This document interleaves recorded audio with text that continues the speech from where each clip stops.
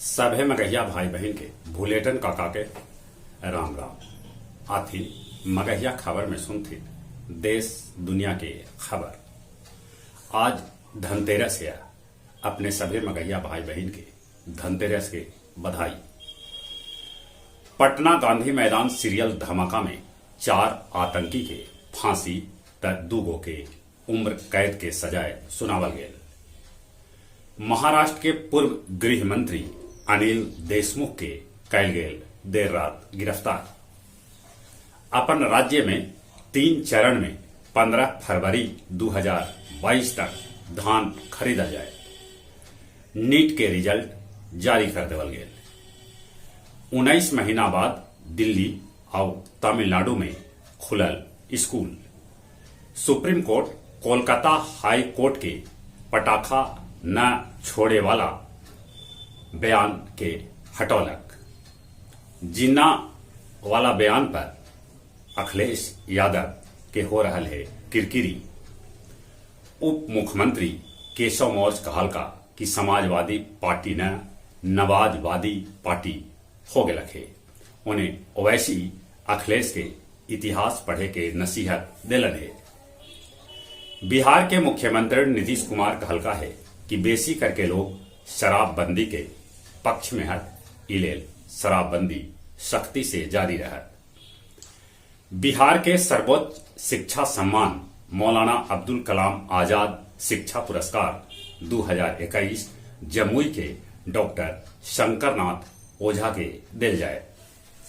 मधुबनी के गढ़वाल पंचायत के गेवाल गांव में 3 गो लड़कन के पानी में डूबे से मौत के है खबर।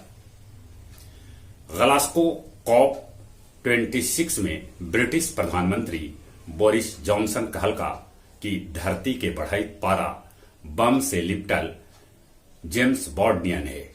प्रधानमंत्री नरेंद्र मोदी भी अपन बात रखलन।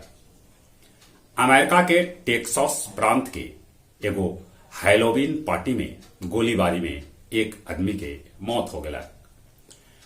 ब्रिटेन के दक्षिणी शहर शैली शब्से में एगो यात्री ट्रेन पटरी से उतर गई, जेकरा में कैकन यात्री घायल हो गया। चीन बनौलक सबला तेज सुपर कंप्यूटर। जापानी प्रधानमंत्री किशिदा के गठबंधन के बहुमत भेटाइल है। रूस में कोरोना के कहर जारी। मॉस्को समेत कैकन जगह पर लगावल गए लॉकडाउन। गया टी मॉडल स्कूल में बाल वैज्ञानिक देखौलन अपन प्रतिभा। 5 गो के होल है चयन। नैली डंपिंग जोन से सीमेंट फैक्ट्री के भेजल गए 100 टन RDF।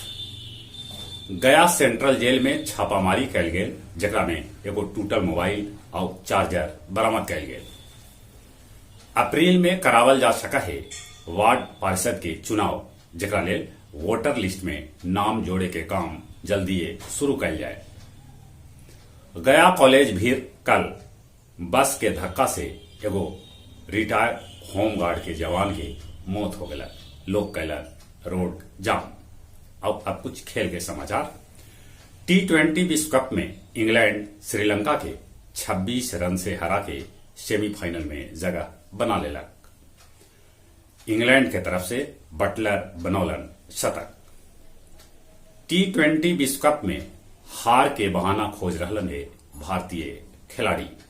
अब बुमराह कहलन है कि बायो बबल के चलते थक गलन है खिलाड़ी।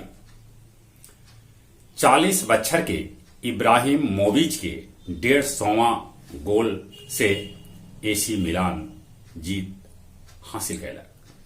जहां तक मौसम के सवाल है, धीरे धीरे ठंडा बढ़ रहा है। ठंडा से बचते कोरोना से बचे ले मुंह होना पर मास्क लगाते, सोशल डिस्टेंसिंग के पालन करते और जौन उम्र 18 बच्चा है तक कोरोना के वैक्सीन जरूर लेते। चली एक बार फिर से अपने सभी के भूलेटन काका के राम राम।